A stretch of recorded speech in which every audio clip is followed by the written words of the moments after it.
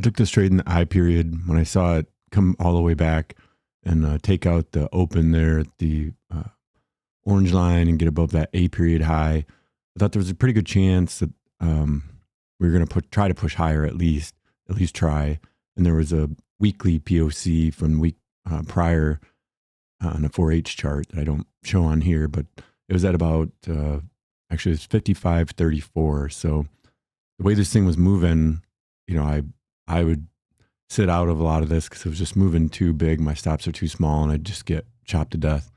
But when I seen us, it kind of pushed over, and got over that A high and it got over that high from yesterday and then come back and test it a little bit. So I took a chance and entered. You can see I've only got one contract. I was being very cautious with it, but I thought there was a chance that it would, kind of rip out of here and keep going the way it has all day. And then, like I said, I only took one contract. So that kind of limits me because, once I get up around the 40 ticks, that's why I'm marking that now.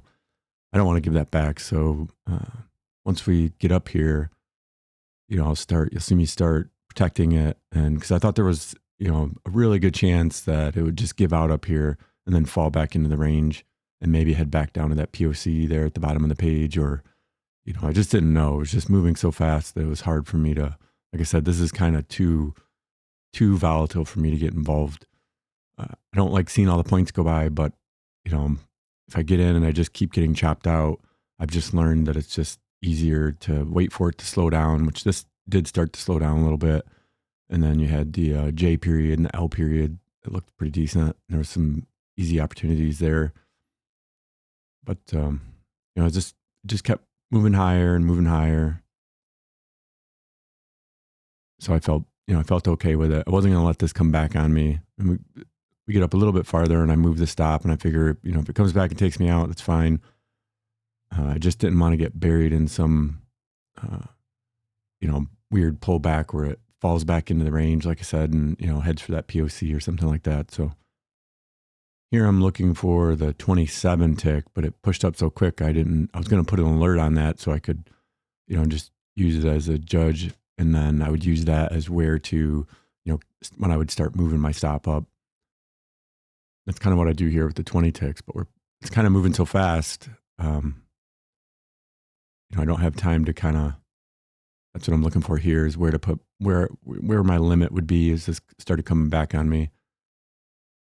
Right away, we get up to my 40 ticks. There's my 20 ticks. So I figured, somewhere in there, I'd want to take it if it started falling back on me. And we got to my 40 ticks there. I really was hoping this would just kind of push through here and not do what it's doing, basically, not grind around here, because then I would move that stop up to the 40 ticks and then I would just let it ride and try to make it to that 55.34. But, it comes up here and grinds around a little bit. You can see here I'm getting reluctant to give up that 40 ticks. It's 10 points. And then we grind around here just a little bit and I take it for the 10 points. And like I said, then you had another chance with J and L period that looked pretty good. And you could have capitalized on that and it did make it to that 55.34 and beyond. So that's how I come up with that trade and why I did it the way